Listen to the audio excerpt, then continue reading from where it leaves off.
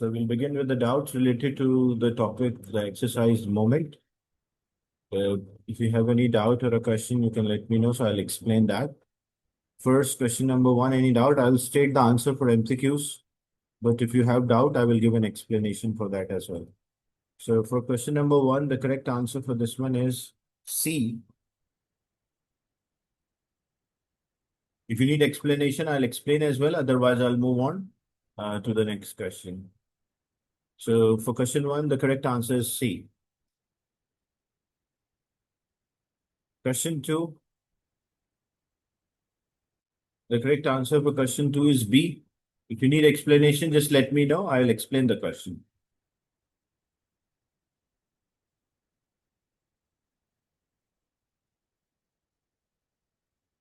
Question three, the correct answer for this one is B. Sir, I have a doubt in question 3. Okay, sure. Look, in this question, as I mentioned, a balloon and a mass are attached to a rod that is pivoted at P. So this is a point of rotation, or this is a pivot. Okay. The balloon is filled with the helium. So if the balloon is filled with the helium and the gas is less dense than air, so what is the direction, in which direction the gas will apply the force? Upwards. So the gas will apply an upward force. Okay, question number one, if you have doubt, I'll explain that as well. So the gas will apply an upward force. Which direction? There will be a weight of this mass will have the weight, and that is directed downward. And this will cause a rotation, turning effect. Which direction the mass will cause a turning effect? What is the direction of the rotation due to the mass? Anti-clockwise. Anti-clockwise. And what is the direction of the moment due to the balloon? Clockwise. Clockwise. First, initially, the rod is stationary. In the beginning, the rod is not moving or the rod is stationary. If something is stationary or not moving, we can say it is also in equilibrium or balance, or we can also say the clockwise moment and anti-clockwise moments are same. So what is a clockwise moment? Like example, if the force of the balloon I called F, like this force I'm calling that F, what is the distance from the pivot? So it is 10, 20 and 30. So how much is the distance from the pivot? So the distance from pivot is 30. Will be equals to the anti-clockwise moment. The weight is there, which is acting downward. So we call example W. And how much is the distance from the pivot? So it will be 10 and 20. The distance is 20. So what this give an indication about the relation between F and W? Because the first thing, they are in equilibrium, so the total clockwise moment will be equals to total anti-clockwise moment. So how we can relate the F with W or W with F? So if 20 is multiplied, other side will be divided. So it means F multiplied by 30 divided by 20 is equals to W. 30 divided by 20 is 1.5. So it means W is equals to 1.5 F. That's we concluded. Because so we can say that if this force is F, so if this force is F, how much this force is there? It is 1.5 F. And how we conclude from that, conclude this from the statement that the rod is horizontal or and stationary. So it means the clockwise and anti-clockwise moments are equal. So first we figure it out that the F, the force of the balloon is F, and the weight of the object is 1.5 F. Now, the next part of the question, they said which action caused the rod to rotate clockwise. Now, like in which action when we do, the rod will rotate clockwise. So if we move both balloon and the mass 10 centimeter left, if I move balloon 10 centimeter left, so what will the position of the balloon? 40. So it will be at 40. And what will be the position of the mass? 30. So position of the mass will be 30. And we know the mass is actually 1.5 F. Now, what we want the rod to rotate clockwise. This is causing an anti-clockwise rotation. This is causing a clockwise rotation. Okay. So how much is this clockwise rotation? If we check, so it will be F multiplied by 40, or we can also say 40F, the total clockwise rotation. What about anti-clockwise rotation? The anti-clockwise 45. rotation, 1.5F multiplied by 30. So what we'll get? We'll get 45F. So it means in this case, the anti-clockwise moment is more than the clockwise moment. So in this example, the rod will rotate anti-clockwise. It won't rotate clockwise. In option A. What about option B? If we move both the balloon and the mass 10 centimeter right. So if we move them 10 centimeter right, so the balloon is at 30 mark. What will the new position of the balloon? The new position of the balloon will be 20 centimeter mark.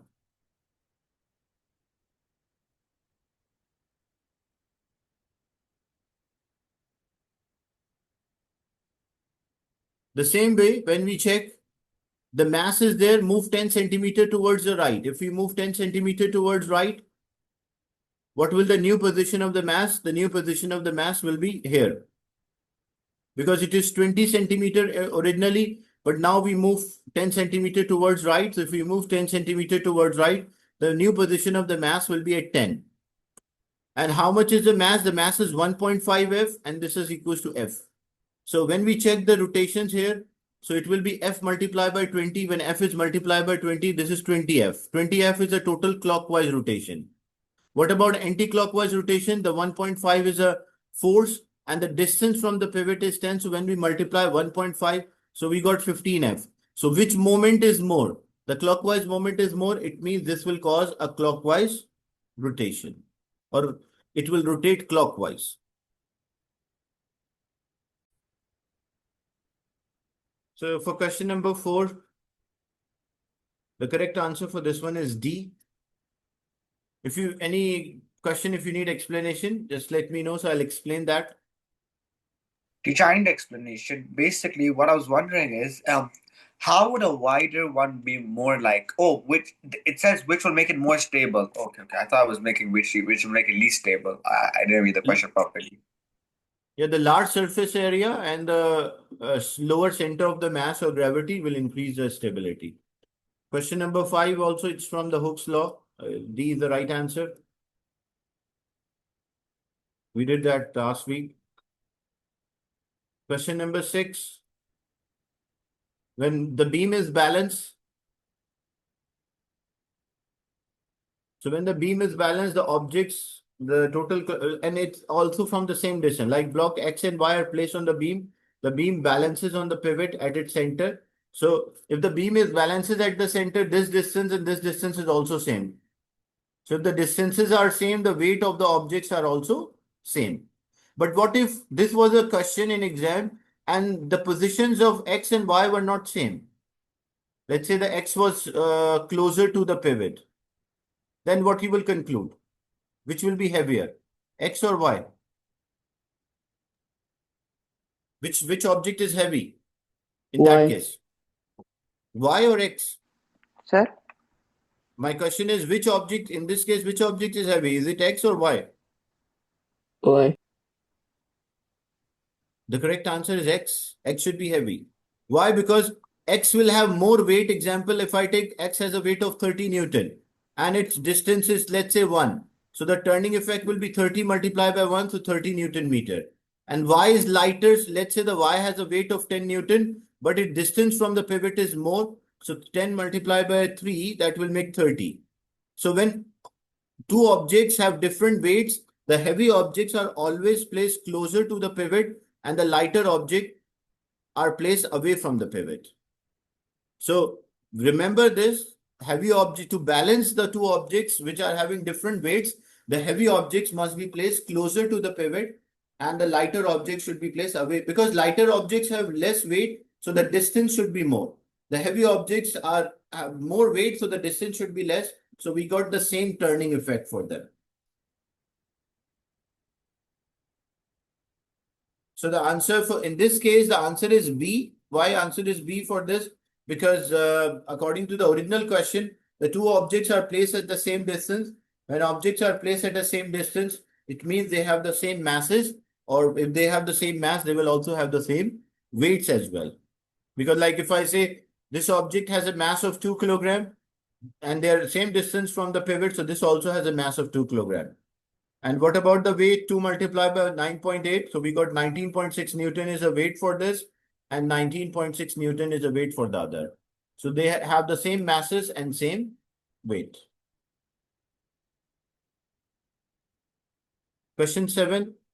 When object is in equilibrium, there should be no resultant force and no resultant turning effect. That's why D is the right answer. That's a condition. They do ask in exam, like state the condition for object to be in equilibrium. The diagram shows 4 objects standing on a flat surface. Which object will fall? So how to understand which object will fall? When you draw a line for the weight, if it is passing through the base, the object will not fall. Object will remain stable. When I draw a line which is representing the weight, it's passing through a base, it will not fall. So if you see option like C, it's not passing through the base. So what it causes, the object will topple, or it will cause a rotation, or object will fall over. Sir, I just had one question. Like in the exam in paper 2, will we like able to show our calculations on the paper? No, on the paper you can do calculation, but there's no mark for doing There's no calculation. marks, right? Yes, Yeah. but that's for you, and you can use the paper to do the calculation. The blank pages are also there. Even beside the question, you can also do the calculation. Okay, and like like let's say it's like a question like this, and you want to put a cross, like which one is not the answer. Can you also Hmm. do that? Yes, yes. But even though, like example, you mark, let's say A, B is not correct, A, B, C, D is A, B, and D are not correct, C is the right. But even if you do right answer on the sheet, the exam sheet, you will not score the mark. You have to shade, like if this is question 8, the question 8, the separate sheet is given in exam. So you Oh, have to okay. shade that. That will score the mark. Oh, So okay. what you're doing on the question paper, for paper 2, that is not having any marks, even if the answer is right. It's only just one question, and that's only one mark, even no matter how big the question is. Yes. So this is the revision of previous topics. The Saturday session is discussing the doubts related to the weekly homework. So this was a last week homework moment. I'm discussing the doubts from this. Question 9, 2 forces are there, which is impossible. When 2 forces are acting in the same direction, it is impossible that object is in equilibrium. Because like if I say a force of 2 Newton is there towards right, and a force of 2 Newton is also another force of 2 Newton towards right. So it is impossible that there will be that it can be balanced or it will be in equilibrium.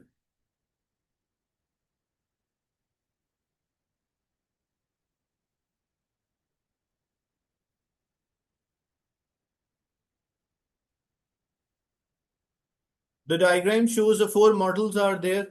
How many of the model will fall over? The same concept we will use as we use in the previous one, that when object is like we draw the line which is representing a weight, if it is passing through the base, it will not topple. So this won't. When we draw a vertical line, this is also passing through base. When we draw a vertical line, this is also passing through base. But when we draw a vertical line, this is not passing through base. So how many of the model will fall over? So only one of the model will fall over. That's why A will be the right answer for this.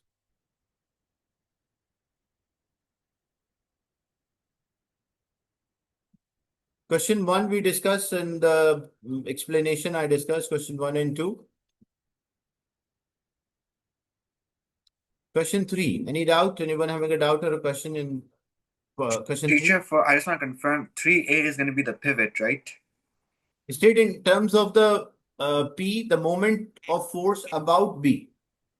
So what is the moment about? When we say about means like this is a pivot. So B is the point Oh, of so that would rotation. be P times 1.5. Will that be the answer? We need the state in terms of the P. So it will be P times 1.5. Yeah. Oh, okay, that's what I wrote. So I was just confused, but this is what I wrote. Okay.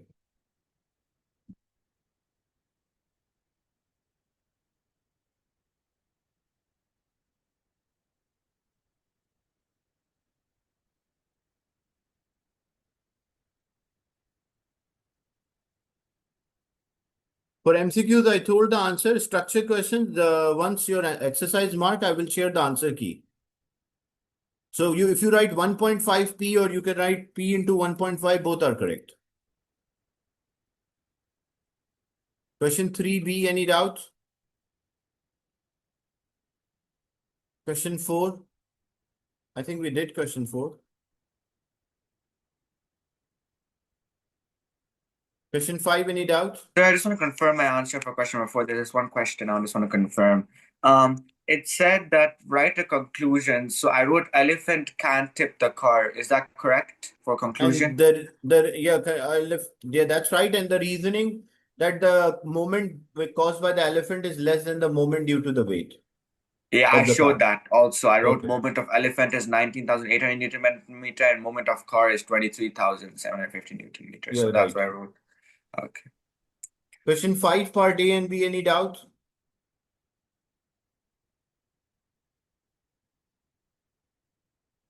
Yes, Ayan, you can also write that it does not topple since the moment of a car is greater. So that's fine. Question 5, no doubt. Question 6, any doubt?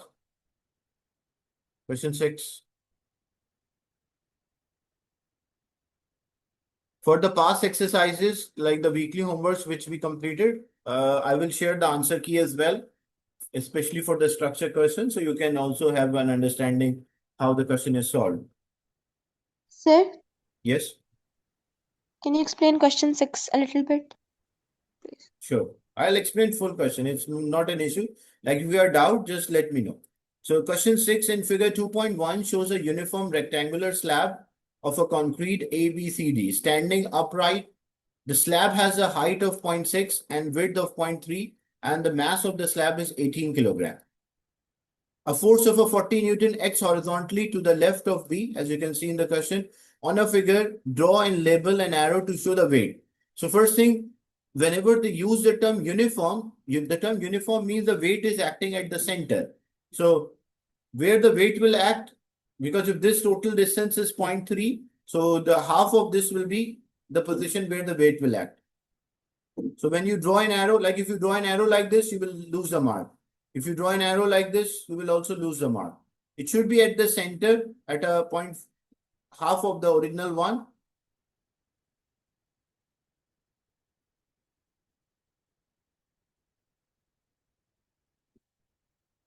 And we'll label that as a weight. So W we can write.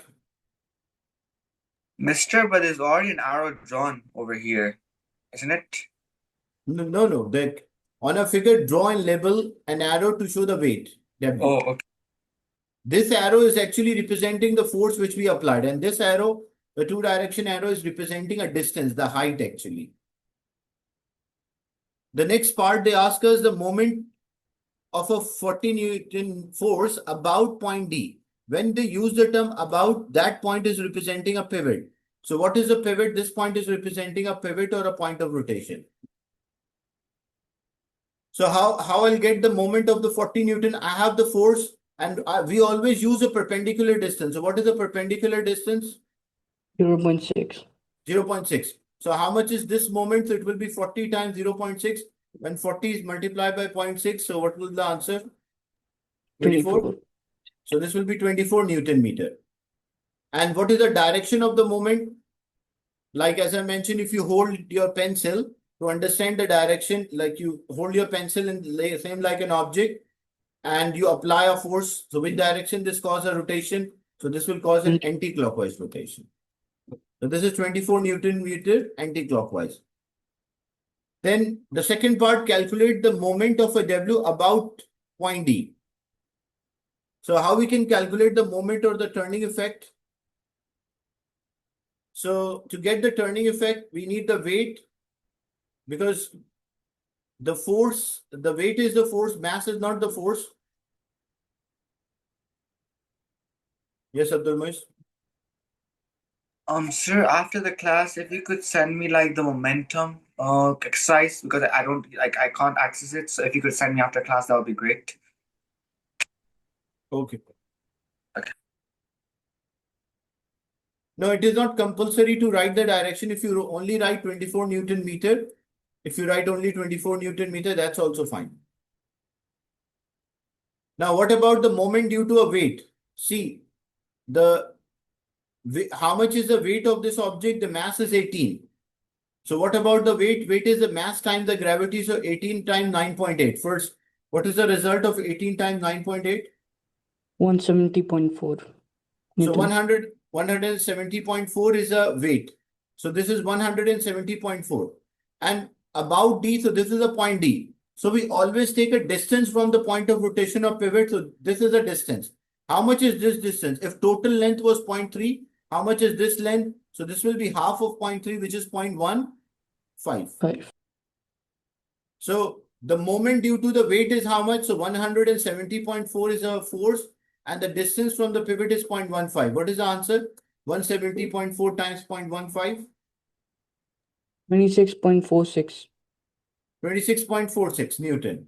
So the rotation which is caused by the weight, that is 26.46 Newton. And the rotation which is caused by the 40 Newton, that is 24 Newton. So the moment of the weight is more than the moment due to the force. So this object will not topple or it will not roll over. Because the turning effect of the weight is more than the turning effect of the force. This is a similar question like an elephant one. The previous, there was a question related to elephant. Yeah, Newton meter. The moment is Newton meter. So 24 Newton meter is less than 26.4. That's why this object will not topple or roll over. The next part is the ground is rough so the slab does not slide. I stayed and explained what happened to a slab as a horizontal force gradually increased. If we increase the horizontal force gradually, then what will happen? The anti-clockwise moment will increase and eventually the anti-clockwise moment is more than the clockwise moment of the weight and the slab will topple. Because if we are increasing a force, it means we are increasing a turning effect. So the turning effect, yes, Abdullah. Sir, I have stated that it would slide and at a certain point it will topple. But in the question, if you read the part, they said the ground is rough and the slab cannot slide. Okay. Because in this part they mentioned the ground is rough, so the slab does not slide. So the sliding part should not be there. The answer, the structure should be, you will mention as the force increases, the anti-clockwise turning effect will increase. As a result, the slab will topple. Question 7, any doubt?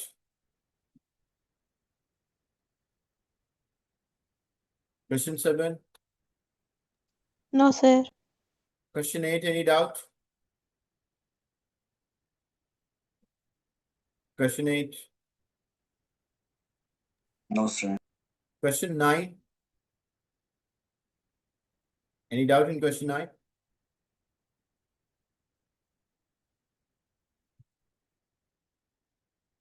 Question 10, any doubt?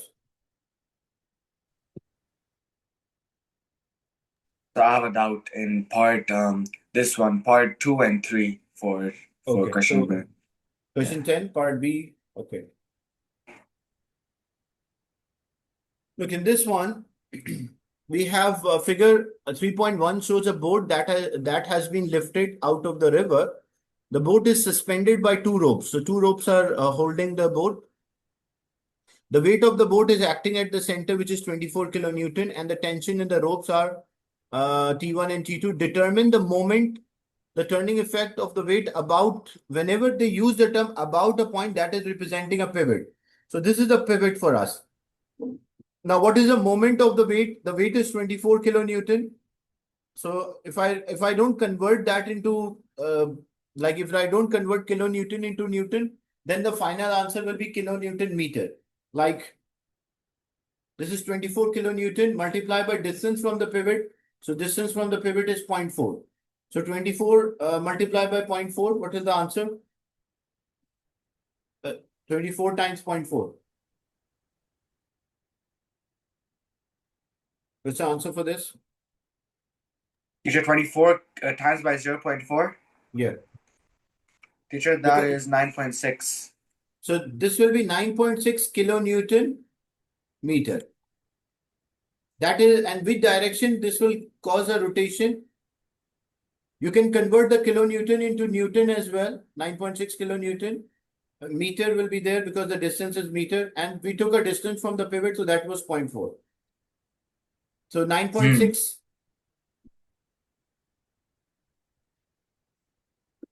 9.6 kilonewton is there, kilonewton meter, that's the moment of the weight. The next part, the tension T1.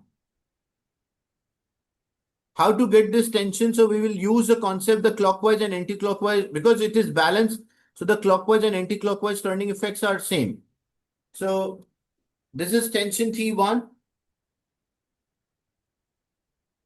This is the tension T1, and the distance. This is the distance from the pivot.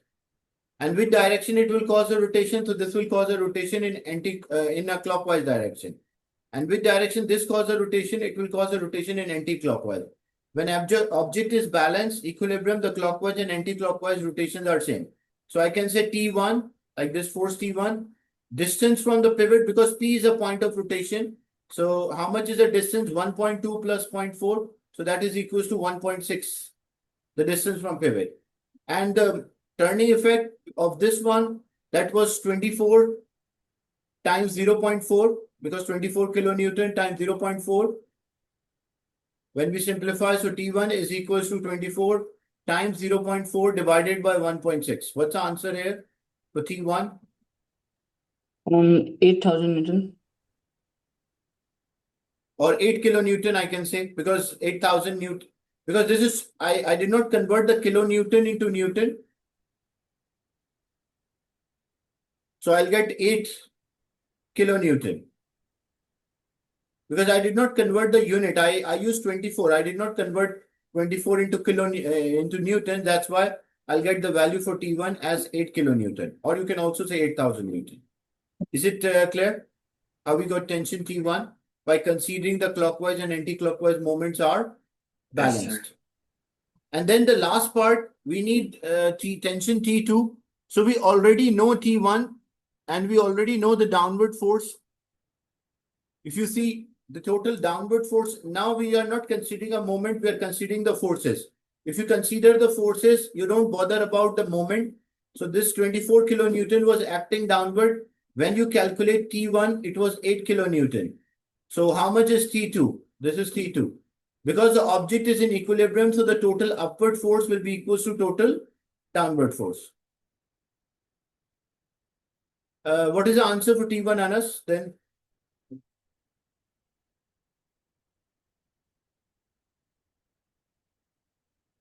6 kilonewton. Okay, fine.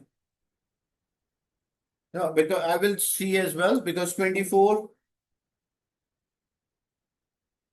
as I did not calculate, I'm just using the answers what you are saying. So it was 24 times 0.4, and that was divided by 1.6. Yeah, it was 6, not 8. The last answer was 6 kilonewton. So this is 6 kilonewton, and T2 we don't know. The upward force equals to downward force. So 6 kilonewton plus T2, which is the upward force, equals to downward force 24. So if I need T2, it will be 24 minus 6. So we got 18 kilonewton. That's T2. So that's how we worked out that the total upward force equals to total downward force. Is it clear? Question 10? Yes. Question 11, any doubt? 11.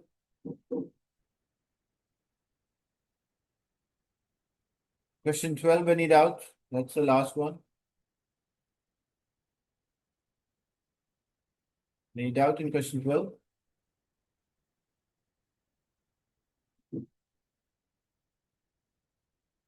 No doubt. So this was a weekly homework exercise related to a moment.